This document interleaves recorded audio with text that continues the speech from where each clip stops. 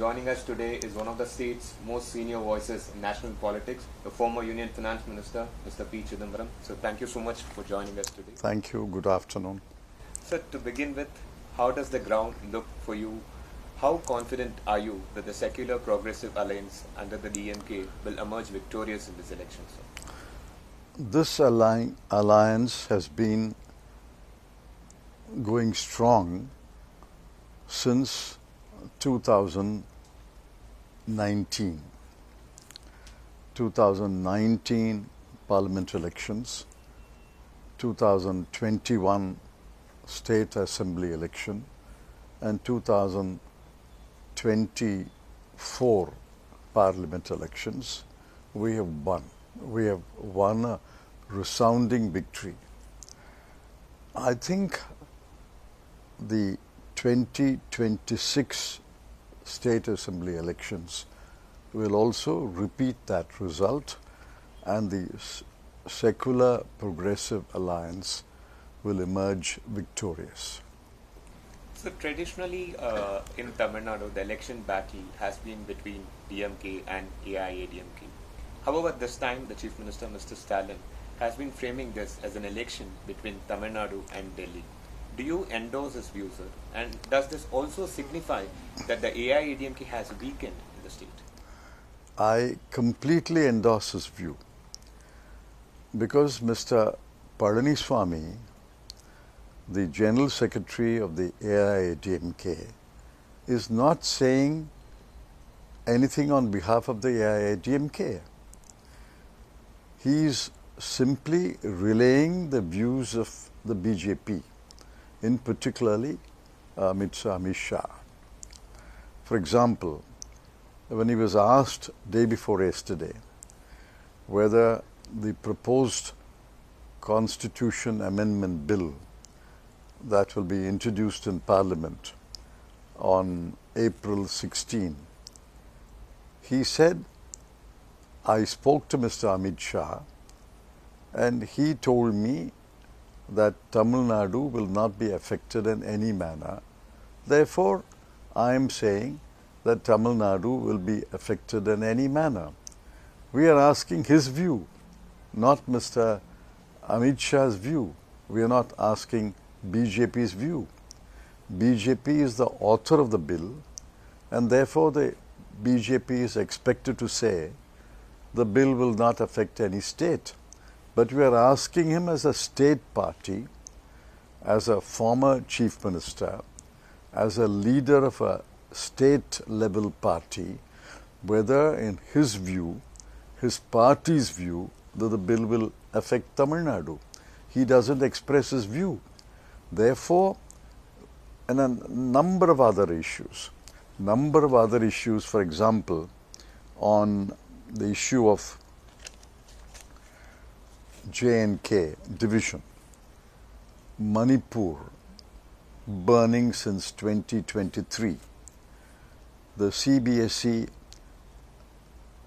gives a direction that Hindi must be made a compulsory subject from next week. The Citizenship Amendment Act, the Uniform Civil Code, the Waqf Act, the FCRA Amendment Act. He doesn't give any view at all. How can you be the leader of a state party or a regional party without your own view on these burning issues? He is simply reflecting the BJP's view. Sir, talking about delimitation and the women's reservation in Parliament and legislature, we saw the Chief Minister's video for the past 2 days, and he has announced a black flag protest across Tamil Nadu from tomorrow. He has said that this is a blatant attack by BJP on democracy. On the other hand, the BJP claims that the southern states will not be affected by this particular move. What is your observation? Let them explain how it will not be affected. Tamil Nadu has 39 seats. Already the Parliament has passed the Article 344A amendment. So Article 334A, I think, is already in the statute book. It provides for reservation of 1/3 for women in the Lok Sabha. So what is the need to amend it again? There's no need to amend it again at all.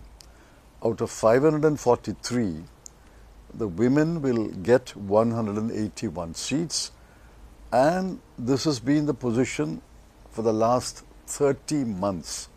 Nobody has protested. Nobody has asked for a review or a rethink. Now, the only other thing to do is to pass a bill on delimitation. And then there are two opposite views on delimitation. The BJP says, the central government says, that the delimitation should be according to the past delimitation. But we are pointing out that delimitation on the basis of the population will affect the southern states, because the southern states have done very well in stabilizing the population. They have had greater, faster development, and they have done very well in stabilizing the population. The total fertility rate in the southern states is between 1.7 and 1.8, whereas in some other northern states, it is as high as 2.5 to 3.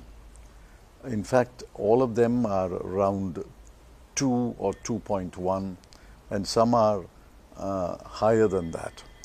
Therefore, delimitation on the basis of the current population is unfair.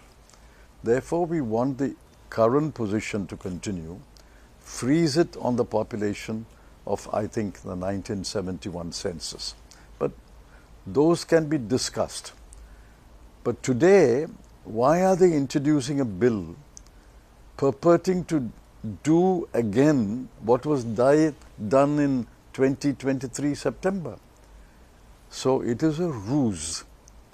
It is a tactic. It is a gambit that you appear to increase the parliament strength, Lok Sabha strength, from 543 to 815 or so. So you create an illusion that 39 will go up to 58, but after delimitation, 58 will come down to 46. So it's not going to be frozen at 58. 58 out of 815 or 816 will make the Lok Sabha unwieldy, unmanageable. That's a different matter. But post delimitation, the number will come down to 46. So it's an illusion that 39 will go up to 46. That's an illusion. 39 actually goes up to 58 and comes down to 46.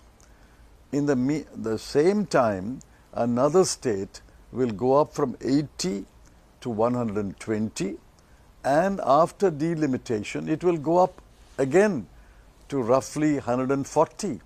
How is that fair? So this bill to re-amend the 1/3 reservation for women, it is completely unnecessary, completely superfluous to re-amend that provision and to do a delimitation is only a camouflage. It's an illusion. We are opposed to combining reservation with delimitation. Reservation has already been done. You bring a bill on delimitation, we'll debate that. We'll debate that bill. So coming back to the election, Rahul Gandhi, the Congress leader, and Chief Minister Stalin share a very close bond with each other. But during the initial stages of alliance talks and seat sharing, there were murmurs of friction between them. Opinions were said by the members from both factions. And I just want to know what went wrong. And is it fair to say that you were the savior in this particular thing? Like, because there are opinions that if not for your last minute intervention, the parties would have drifted apart. No. Highly exaggerated. My role is highly exaggerated. I played a minor role at the request of the Congress President, Mr. Mallikarjun Kharge, and it remained a minor role. And why do you bring Mr. Rahul Gandhi into the debate? He didn't say anything.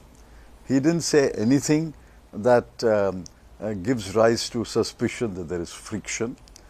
He has said nothing on the subject. Some other party functionaries may have expressed their opinion, but that's an opinion, not a decision of the party. An opinion in a democratic party is very different from a decision of the Congress leadership. Sir, how do you rate the governance of Chief Minister M.K. Stalin in the past 5 years?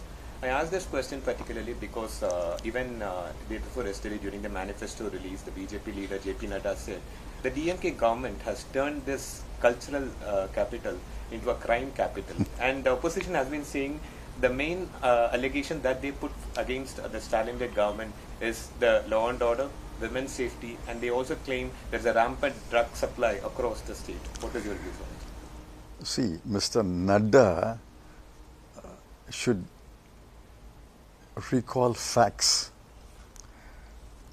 Law and order, crime against women, or drug-related crimes are all crimes. There is a bureau called the National Crime Records Bureau, NCRB. I suppose Mr. Nadda know about the existence of NCRB. NCRB compiles data for all over India, from all over India, and classifies crimes. Now tell me, you are asking the question on Mr. Nadda's statement. Has Mr. Nadda or have you looked into the NCRB data for the last few years? Where does Tamil Nadu rank? Where does Tamil Nadu stand? You show me one item in which Tamil Nadu ranks worst among other states. You can't. Tamil Nadu has the dubious distinction of many road accidents. But that is an accident, that's not a crime. But that's because Tamil Nadu has done extremely well in highways and state highways. There's a lot of traffic and then accidents happen. But show me drug abuse, drug-related crimes, crimes against women, and law and order breakdown, where Tamil Nadu is worse than any other state. In fact, where do the drugs come from?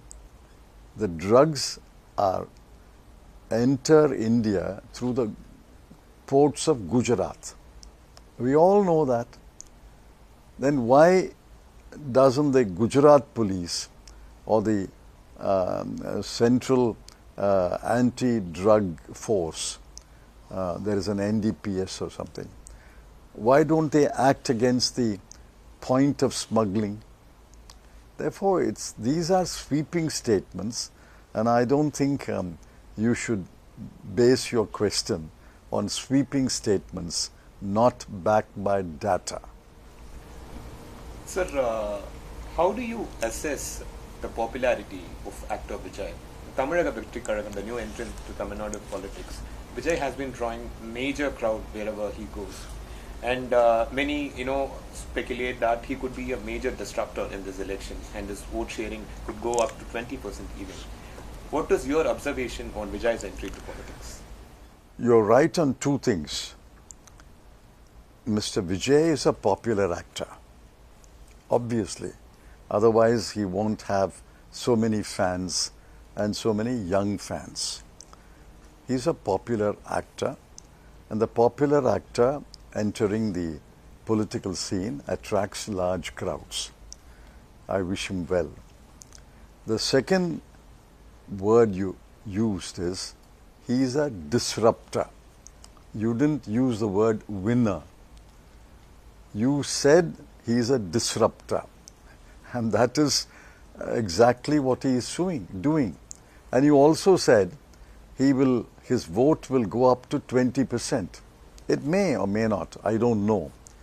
But at 20%, you don't win an election. In any constituency, the minimum required for a three-cornered contest is about 35%. In a two-cornered contest, the minimum required to win constituencies is about 42-43%. At 20%, he will disrupt the election. Now, who he will affect, who he will benefit, I can't say. But he is a popular and a disruptor. You chose the two words correctly. Sir, when it comes to coalition governance, both Mr. Chief Minister M.K. Stalin and Edappadi K Palaniswami has always categorically denied that it doesn't suit the DNA of Tamil Nadu. They say that the people of Tamil Nadu will never ever accept a coalition governance. Do you foresee such coalition governance in Tamil Nadu? I can't foresee into the next 5 years, 10 years, 15 years. Today, the position of the two major parties is they will not like a coalition government. The DMK has consistently stated that they would like to form a one-party government. Although the AIADMK says the same thing, I doubt who is the driving force behind an unlikely AIADMK government. An AIADMK headed government is unlikely, most unlikely in my view.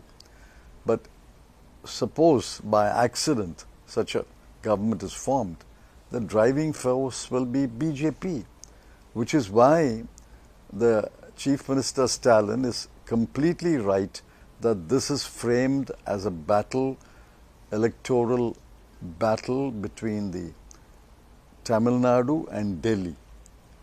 The Tamil Nadu represented by the DMK headed alliance and Delhi represented by the BJP driven AIADMK headed alliance. Sir, the DMK had come out with various promises in its election manifesto. One of the key promises was the 8,000 rupees coupon that they have announced for the women heads.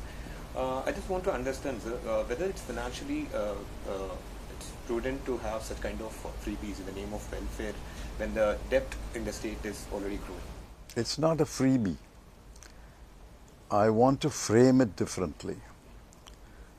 You can't ask the people to wait endlessly until their lives are improved. We have saying that for the last 75 years.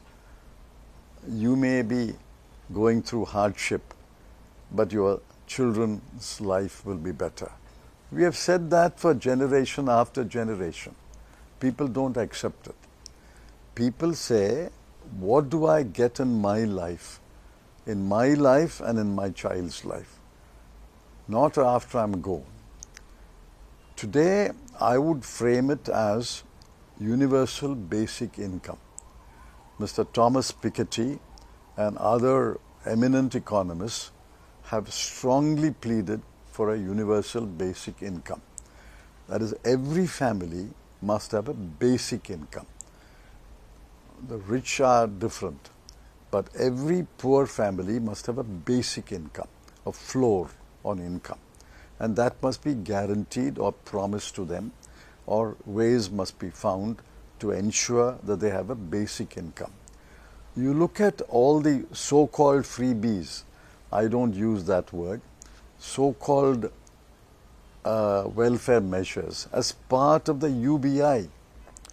Free travel, bus travel for women has great externalities. An externality has a particular meaning in economics. It has a larger benefit than the immediate benefit. That is what is called externality. Free bus travel has externalities. The breakfast scheme announced by the CM has externalities. The 1,000 rupee allowance for young girls and then now young boys who study in government schools and go to do a college course get 1,000 rupees a month. That has externalities.